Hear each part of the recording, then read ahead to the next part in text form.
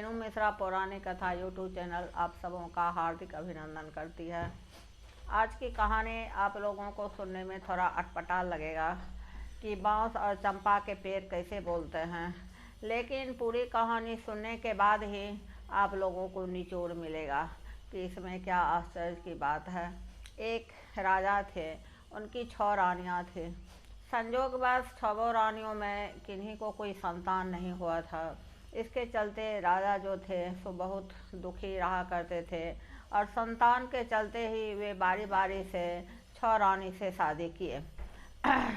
एक दिन राजा शिकार करने निकले। शिकार करते करते एक हिरन थी। हिरन को खदेड़ते खदेड़ते बहुत दूर जंगल में वो चले गए। बहुत दूर जंगल में चले गए, हिरन भी विलीन हो गया और वे जाते जाते बीच जंगल में चले गए और उनको बहुत ज़ोर से प्यास लगा। बहुत ज़ोर से प्यास लगा तो चारों तरफ जंगल था, आदमी भी नहीं था, कोई जीव जंतु नहीं था, पानी नहीं मिल रहा था बेचारे को। तो चलते चलते कहीं से कलकल की आवाज़ उनको सुनाई पड़ी। कलकल की आवाज़ सुनने पर उनको आभास हुआ कि यहाँ पर कहीं पानी है। उस कलकल की आवाज़ सुन करके जिधर से आवाज़ आ रही थी उधर वे बेचारे जाने लगे। जहाँ गए, जहाँ से कलकल की आवाज़ आ रही थी वहाँ पर एक लड़की नहा रही थी। तो उनको आवाज़ दिए तो आवाज़ सुनने पर वह लड़की बोली कि यहाँ पर आप इस निर्जन वन में आप कैसे आ गए हैं? यहाँ आपको दिखाई नहीं देता है कि मैं नहा रही हूँ। तब वे बोले कि मैं नहीं देखा कि आप नहा रही हैं। यहाँ पर मनुष्य का कोई हमको आभास नहीं हुआ और हमें बहुत ज़ोर से प्यास लगा है। अगर आप पीछे करके और हमको पानी पीने का अनुमति दीजिएगा तो हम पानी पी लेंगे। तो ऐसा ही हुआ। पीछे करके वह राजा को बोली, रूपा नाम था उस लड़की का, बोली कि आप पानी पी लीजिए। तब राजा बोला कि आप इस निर्जन वन में क्या कर रही हैं? तब रूपा बोली कि हम नहा लेते हैं, नहा करके हम आते हैं और आप वहाँ पर बैठिए। रूपा नहा ली और एक चट्टान की ओट में अपना कपड़ा बदल ली और गई राजा के पास। राजा को पूछी कि आप कौन हैं? तो वह राजा बोला कि राजा अपना परिचय दिया। तब वह रूपा जो थी सो अपना बोली, राजा रूपा से अपना परिचय मांगे। तो रूपा बोली कि मैं दोनों माँ बेटी रहती हूँ। पास ही में एक गांव है, वह उस गांव में एक झोपड़ी है, उसी में मैं दोनों माँ बेटी रहती हूँ और यहाँ से जंगल से फल तोड़ करके ले जाकर मैं बाज़ार में बेचती हूँ और कुछ ज़मीन है मेरे पास, उसमें साग सब्जी उपजाती हूँ और वही बेच करके दोनों माँ बेटी अपना जीवन यापन करती हूँ। वह रूपा जो थी सो बहुत ही सुंदर थी और उसकी सुंदरता को देख करके राजा काफ़ी मुग्ध हो गए। तो राजा उससे पूछे कि फिर अगर हमको मिलने का आपसे मन होगा तो अब कहाँ मिलिएगा? तो रूपा बोली कि मैं यहाँ प्रतिदिन आती हूँ और अपना गांव का घर दिखला दे कि बगल के पड़ोस में ही मेरा गांव है, उसमें एक झोपड़ी है और वहीं पर आप, अगर मैं इनके से यहाँ पर नहीं रहूँगी तो आप वहीं पर आकर के मिलिएगा। राजा जब से यहाँ से गए रूपा से मिल करके, तो रूपा से मिलने के लिए वे काफ़ी बेचैन हो गए और वे काफ़ी परेशान थे रूपा से मिलने के लिए। तब मंत्री जी पूछे कि राजा साहब आप क्यों इतना परेशान हैं?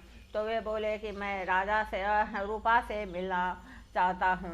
तब मंत्री जी बोले कि ऐसा कीजिए कि आप उसके लिए इतना बेचैन हैं तो आप उससे शादी कर लीजिए। तो बोले राजा साहब कि ठीक है, मैं उसे शादी कर लूँगा। दूसरे दिन मंत्री जी के साथ राजा साहब गए रूपा से मिलने के लिए। रूपा का बहुत आवाज़ लगाए लेकिन रूपा वहाँ नहीं थी। तब राजा साहब और मंत्री दोनों मिल करके रूपा के घर में गए। रूपा के घर पर आवाज़ दिए तो रूपा बहुत देर के बाद निकली और काफ़ी रो रही थी। तो वह राजा साहब बोले कि रूपा तुम क्यों इतना रो रही हो? तब बगल के आदमी, आसपास के आदमी देखे और बोले कि बेचारी क्यों नहीं रोएगी, इस बेचारी को एक सहारा माँ थी और उसको भी सांप डस लिया और इसकी माँ बेचारी मर गई और यह बेसहारा हो गई। इसके चलते यह बेचारी रो रही है। कुछ देर के बाद राजा साहब सोच करके बोले, गांव के मुखिया को बुला करके बोले कि ऐसा कीजिए कि रूपा से मेरी शादी कर लीजिए। गांव के लोग काफ़ी खुश हो गए और बोले कि राजा साहब, यह तो मेरे गर्व की बात है कि आपका मेरा गांव ससुराल हुआ और मेरे गांव की बिटिया रानी बनेगी। खुशी खुशी हम लोग शादी कर लेंगे। शादी हो गया, राजा साहब को रूपा से शादी हो गया। राजा साहब रूपा को लेकर के गए और इसका नाम राजलक्ष्मी रखे और काफ़ी आदर और सम्मान से राजलक्ष्मी को रखते थे और अपना सारा समय जो था सो राजलक्ष्मी के पास ही, यानी रूपा के पास ही बिताते थे। रूपा के पास बिताते थे और रूपा जब गई शादी करके तो राजा की जो छबो रानियाँ थी तो इसको देख करके जल भून करके राख हो रही थी। लेकिन रूपा बहुत सीधी साधी लड़की थी। वो बेचारी को यह नहीं पता था कि यह छबो रानियाँ जो है सो हमको देख करके जल भून करके राख हो रही है और यह बेचारी सीधी हृदय की बेचारी लड़की वह अपने छबो रानियाँ को बहुत सम्मान और आदर करती थी। कुछ दिन के बाद रानी जो थी राजलक्ष्मी वह गर्भवती हो गई। जब छबो रानियाँ सुनी कि राजलक्ष्मी गर्भवती है तब तो और जल करके राख हो गई कि राजा साहब तो सारा समय राजलक्ष्मी के समय ही साथ ही बिताते हैं और जब यह संतान उत्पन्न करेगी तब तो और राजा इसको और सम्मान देंगे और हम लोग को दासी बन करके रहना पड़ेगा, हम लोग का क्या हाल होगा। इतने में प्रसव का जब टाइम आया तब राजा का विरोधी जो था, दूसरे देश का आदमी, वह आ चुका यहाँ पर विद्रोह करने के लिए। राजा साहब को मजबूर हो करके उस दुश्मन से सामना करने के लिए, बेचारे को लड़ाई करने के लिए जाना पड़ा। तो उसके बाद यह छबो रानियाँ जो थी तो राजलक्ष्मी को प्रताड़ित करने के लिए स्वतंत्र हो गई और यह अपने आप में ऐसा षड्यंत्र रचने लगी जिससे राजलक्ष्मी का जो संतान है वह खराब हो जाए। ऐसा यह जो राजलक्ष्मी थी वह तो बहुत भोली भाली थी। इतना करने के बावजूद भी उस बेचारी को यह नहीं समझ में आ रहा था कि यह जल भून करके राख हो रही है और मेरा अहित चाह रही है। यह बहुत सीधी साधी थी और जितना यह छबो रानियाँ राजलक्ष्मी को अपमानित करती थी उतना ही बेचारी इसको सम्मान देती थी। उस बेचारी को क्या पता था कि यह मेरा दुश्मन था। राजा साहब जब जाने लगे तो एक पंडित जी को अच्छा कथा सुनाने के लिए राजलक्ष्मी को और कैसे संतान होगा, उस सब के लिए कैसे रहना चाहिए, यह सब पाठ करके बेचारे और राजलक्ष्मी को सुना करके जाते थे। राजलक्ष्मी अपनी सौतन सब से राजलक्ष्मी समझ नहीं पा रही थी। वह किसी को प्रसव होते देखी नहीं थी। उस बेचारी को पता नहीं था, वह सोच नहीं रही थी कि पंडित जी हमको सही बात कह रहे हैं और कि मेरी जो सौतन है छबोठो वह हमको सही बात बतला रही है। फिर राजलक्ष्मी सोची कि पंडित जी जो हैं सो पुरुष हैं, उनको प्रसव के बारे में क्या पता होगा और हमारी सौतन जो है यह तो स्त्री है, यह जो बात हमको बोलेगी यह सही कहेगी। ऐसा होते होते 9वां महीना बीत गया। प्रसव का टाइम आया। प्रसव के जब टाइम आया तो दर्द से वह राजलक्ष्मी जो थी काफ़ी करा रही थी। राजा साहब तो दासी को नियुक्त करके गए थे लेकिन दासी को अपना ली थी लोभ में। छबो इसकी जो सौतन थी वह अपना ली थी, फुसला ली थी और जब प्रसव के दर्द से करा रही थी तो वह दासी को भेजी अपने बड़की जो सौतन थी उसको बुलाई और उसको पूछी कि बहन जी हम तो बहुत दर्द से परेशान हैं तो हमको क्या करना चाहिए। वह तो सौतन थी, वह तो सब उल्टा ही सिखा रही थी। बगल में मिट्टी का कोठी था। वह बोली कि उस कोठी में तो मुंह डाल दो तब प्रसव हो जाएगा, प्रसव होने का यही नियम है।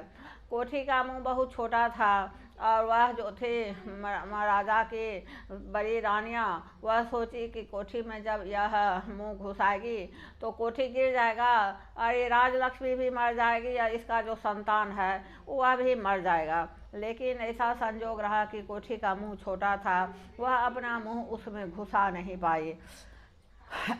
बगल में मिट्टी का एक घड़ा था तो वह सोची कि कोठी भी मिट्टी का ही है और घड़ा भी मिट्टी का ही है, इसी में हम अपना मुंह घुसा लेते हैं। लेकिन घड़ा जो था, घड़ा का भी मुंह जो था वह बहुत छोटा था, वह नहीं घुसा पाए और घड़ा के मुंह पर वह अपना सिर रख दे और बेहोश हो गई। बारी बारी से 6 लड़का और एक लड़की हुई तो वह जो दासी थी वह बड़ी रानी को बुलाई। बड़ी रानी क्या की, बोली कि अरे 7 संतान को एक साथ यह पैदा की है, इसको कहीं जा कर के मार दो और यहाँ पर ईंटा पत्थर ला करके रख दो। बस क्या की, उसकी जो दासी थी 7 बच्चा को लेकर के और जा रही थी। बहुत ज़ोर से आंधी आया और नज़दीक में जब वह बच्चा सबको मिट्टी में गाड़ती, कुदाली से मिट्टी खनी जब गाड़ती तब बहुत ज़ोर से आंधी आया तो वह वहाँ पर नहीं गाड़ पाई। तब कुछ दूर आगे गई एक निर्जन वन में, वहाँ पर गाड़ी, वहाँ भी बहुत ज़ोर से आंधी आया, ठीक से वह गाड़ नहीं पाए। इतने में आकाश में एक परी रानी थी, वह भ्रमण कर रही थी, वह सब देख रही थी। उसको ना इस बच्चा को देख करके बहुत दया आया तो वह बच्चा का जान बचा दे और वह बच्चा को, वह दासी जो थे वह मिट्टी के अंदर में गाड़ दे और वह बच्चा जो था सो 6 बाँस हो गया और उस बीच में एक चंपा का पेड़ हो गया। एक लड़की थी तो 6 बाँस अपना सुरक्षा में उस चंपा को अपना बीच में रखे हुए था। राजा आए अपना राज्य जीत करके तो अपना संतान को खोजे, राजलक्ष्मी को खोजे तो राजलक्ष्मी बहुत उदास थे, बहुत। और दुष्ट जो होता है तो वह तो अपना भाषण देना अच्छा से जानता है, जो जितना दुष्ट रहता है वह उतना ही सफेदी देता है। तो राजा पूछे कि राजलक्ष्मी कहाँ है। राजलक्ष्मी को पूछे कि राजलक्ष्मी तुम इतना उदास काहे नज़र आ रहे हो। और 6 रानियाँ जो थी सो काफ़ी प्रसन्न थे कि इसका संतान तो ख़त्म हो गया और राजा को इतना चढ़ाएंगे बढ़ाएंगे कि राजा को राजलक्ष्मी से नफरत हो जाएगा। वही बात हुआ कि राजा पूछे कि राज और देश का जो प्रजा सब था वह सब काफ़ी उदास था, क्योंकि उस सबको उम्मीद था कि मेरे राजा को संतान होगा, वह राजा के बाद मेरा देश को चलाएगा। लेकिन सबका जो मनोकामना था वह धूमिल हो गया। और वह जो बड़ी रानी थी तो राजा के पूछने से, राजलक्ष्मी के बोलने से पहले ही बड़ी रानी बोलने लगी राजा को कि राजा साहब देखिए ना, तो हमको बहुत उम्मीद था, लेकिन यह राजलक्ष्मी जितनी भोली भाली देखने में नज़र आती है वह उतना ही धूर्त है। यह गर्भवती नहीं थी और हम लोग को ठग ली। देखिए कि यह ईंटा पत्थर को पैदा की है। राजा साहब बहुत आश्चर्य में पड़ गए कि ईंटा पत्थर कैसे मानव के गर्भ से उत्पन्न होगा। वह राजलक्ष्मी को बहुत डांटे और बोले कि राजलक्ष्मी तुम मेरे साथ इतना धूर्तता क्यों की। मेरे सामने से निकल जाओ, आज से तुम मेरे सामने में नहीं आना। वही बात हुआ, राजलक्ष्मी जो थी उसको जितनी रानियां थी वह दासी बना ले और नौकरानी जो काम करती थी वह राजलक्ष्मी से उसकी जो सौतन सब थी 6 वो दुगुना काम लेने लगी। बेचारी नौकरानी बन के रहने लगी। तो गांव का एक आदमी आया, मनसुख गांव से एक आदमी आया राजा साहब को खोजने। बोला कि राजा साहब एक बहुत ही आश्चर्य की बात है, आपके राज्य में प्रजा सब तो बहुत सुखी है और 6 बाँस का पेड़ है और उस बीच में एक चंपा का पेड़ है और वह 7 जो है सो मानव का आवाज़ निकालता है।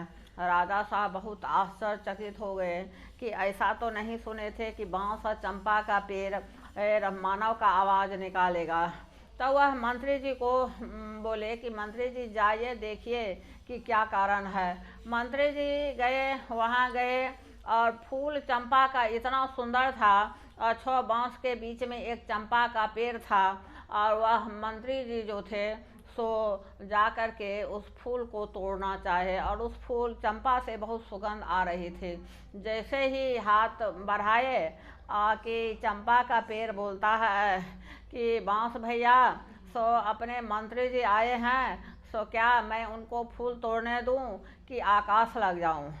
बांस बोला कि नहीं बहन चंपा, ये जो है सो अपने काम पर अपना जो ईमानदारी है वो ये नहीं निभाए। मेरे पिताजी इनको हमारी माँ का देख रेख करने के लिए गए रखे थे, तो ये अपना कर्तव्य नहीं किए, जिसके कारण कि हम लोग को हमारी जो सौतेली माँ है मार दी, और हम लोग यहाँ पर हैं। मंत्री जी जब यह बात सुने तो काफ़ी आश्चर्य में पड़ गए। आकर के राजा साहब को सुनाए, राजा साहब और आश्चर्य में पड़ गए, और मंत्री को हुआ कि कौन ऐसा काम है कि हम अपना कर्तव्य नहीं कर पाए, और यह बांस और चंपा हमको सुना रहा है। जरूर राजलक्ष्मी के साथ कोई छल हुआ है। राजा साहब सबको लिए, राजा मंत्री जी बोले कि राजा साहब तो राजलक्ष्मी को भी ले लीजिए। राजा साहब बोले कि ठीक है, लेकिन राजलक्ष्मी मेरे नज़र के सामने में नहीं आना चाहिए। मंत्री जी के पत्नी के साथ, दासी सब के साथ राजलक्ष्मी गई, और 6 रानियाँ जो थी राजा के वह सब भी गई। 6 रानियाँ को बहुत सम्मान था, गांव के बहुत प्रजा सब थे, बहुत गांव के आदमी सब थे, सब गए। मंत्री जी गए फूल तोड़ने के लिए, तो मंत्री जी को फिर वह बांस और चंपा का जो फूल था वही आवाज़ दिया। उसके बाद बड़ी वाली रानी गई, तो फिर चंपा बोली कि भैया बांस, अपनी बड़ी मम्मी आई है फूल तोड़ने के लिए, सो फूल मैं टूटूं कि आकाश लग जाऊं? बांस भैया बोले कि नहीं बहन चंपा, यही ना हम लोग को प्लान बनाने वाली है, और हम लोग को मिट्टी में गड़वाने वाली है। इसके हाथ नहीं टूटना, इसके आगे नहीं झुकना, सीधे आकाश में लग जाओ। बड़ी रानी का मुंह अपना जैसा हो गया। 6 रानियां अपना बारी बारी से गई, किसी के हाथ से वह चंपा फूल नहीं टूटी, और सब जो है सो आश्चर्य में पड़ गए, और सबका मुंह अपना जैसा हो गया। राजा साहब गए फूल तोड़ने के लिए, तो राजा साहब को फिर चंपा बोली अपने भैया को कि बांस भैया, सो अपने पिताजी आए हैं, क्या मैं उनके हाथ टूटूं कि आकाश लग जाऊं? बस फिर क्या था, चारों 6 बांस जो था वही बोली कि नहीं, पिताजी के हाथ नहीं टूटना है। ये क्या बोलेंगे, ये अपने गर्भवती पत्नी राजा साहब अपना सफेदी देने लगे कि हमारे राज्य में कोई दुखी नहीं है, सब सुखी संपन्न है, मैं अच्छा से अपने प्रजा का देखभाल करता हूँ, सो मेरे हाथ टूट जाओ। तो वह बांस भैया बोले कि सही बात है कि आप अपने प्रजा का देखभाल करते हैं, जाइए अपने प्रजा का देखभाल कीजिए। जब आप अपने गर्भवती पत्नी का देखभाल नहीं किए, जब आप अपने संतान का पता नहीं लगाए, तो जाइए अपने प्रजा को जा कर के देखिए, और अपना राज्य का कार्यभार संभालिए, और आपके हाथ में नहीं टूटूंगा। बस राजा गिड़गिड़ाने लगे, बोले कि इसमें बात क्या है? तब सब जो है सो बांस जो था और चंपा जो थी, सो सारी कहानी सुनाई। तब मंत्री जी बोले कि राजा साहब एक बार राजलक्ष्मी को भेजिए कि वह चंपा टूटती है कि नहीं, और बांस क्या बोलता है। राजलक्ष्मी गई, जब राजलक्ष्मी गई तो चंपा को सहलाने लगी, और जब सहलाने लगी तो चंपा को लगा कि स्वर्ग का सुख मिल रहा है, और चंपा रोने लगी, और बांस भैया से बोले कि बांस भैया, मेरी मम्मी आई है, क्या मैं उनके हाथ टूटूं कि मैं आकाश लग जाऊं? माँ के पैर में तो स्वर्ग है। और चंपा जो थी सो लौटने लगी, और पूरा शरीर जो था सो चंपा के फूल से राजलक्ष्मी का भर गया, और राजलक्ष्मी रोते रोते अपना आंसू नहीं रोक रही थी, और 6 बांस का पेड़ जो था और वह चंपा जो थी वह भी पूरा रो रही थी। राजा को आश्चर्य लगा कि आखिर बात क्या है, इसे पूछना चाहिए। तब राजा साहब गए, माफ़ी मांगे, और बोले कि आप लोग बतलाइए कि आखिर इसमें राज क्या है। तब यह सारी कहानी जो है सो बांस जो था सो राजा साहब को सुनाया। तब राजा साहब बोले कि आप लोग यहीं रहिएगा कि फिर अपना मानव रूप में मेरे यहाँ चलिएगा। तब वह बांस बोला कि इसका एक ही हो सकता है काम कि आप मेरी जो मम्मी है परी रानी, जो आकाश में भ्रमण कर रही थी और जिनके बल पर हम मानव जैसा आवाज़ निकाल रहे हैं, और बांस और चंपा के रूप में हम लोग सही सलामत हैं, छबो बांस से एक एक पत्ता तोड़ लीजिए और एक चंपा का पत्ता तोड़ लीजिए और परी माँ का पूजा कीजिए और उनको कहिए कि आप मेरे संतान को सहेज करके रखी हैं। मैं आपका जीवन भर आभारी रहूँगी और मैं आपका जीवन भर पूजा करूँगी और मेरे संतान को मुझे लौटा दीजिए। जब वह पूजा हुआ, परी रानी का पूजा हुआ, तो छबो बांस जो था तो 5-6 साल का लड़का हो गया और चंपा जो थी वह लड़की हो गई। राजा साहब के खुशी का ठिकाना नहीं था। राजा साहब बोले कि छबो रानी को मृत्युदंड का सज़ा हम देते हैं, यह मेरे साथ ऐसा अन्याय की है, ऐसा छल की है। तब राजलक्ष्मी बोली कि नहीं राजा साहब सुनिए, आज मेरे खुशी का दिन है, हमको खोया हुआ संतान मिला है और आज के दिन हम मृत्युदंड नहीं उनको दे सकते हैं और ऐसा पाप हम नहीं ले सकते हैं। तब राजा साहब बोले कि मृत्युदंड तो नहीं देंगे, लेकिन आजीवन कारावास का दंड जरूर देंगे। तब आजीवन कारावास का दंड छबो रानी को मिला और राजलक्ष्मी फिर राजलक्ष्मी बन गई, सातों संतान के साथ सुखपूर्वक रहने लगी और राजा साहब जो थे सो रानी का दर्जा उसको राजलक्ष्मी को देने लगे। अगर मेरी कहानी आपको अच्छी लगे तो मेरे चैनल को सब्सक्राइब कीजिए, लाइक कीजिए, कमेंट कीजिए। लेकिन इस कहानी को पूरी कहानी सुनने के बाद ही कुछ निचोड़ निकलेगा। यह कहानी जो है सो मैं बहुत बच्ची थी उसी टाइम में पढ़ी थी और एकाएक हमको याद आया कि यह कहानी टाइम तो ज़्यादा लेगा, लेकिन इस कहानी को यूट्यूब पे देना चाहिए कि मेरे मरने के बाद भी यह कहानी मेरा अमानत रहेगा। धन्यवाद।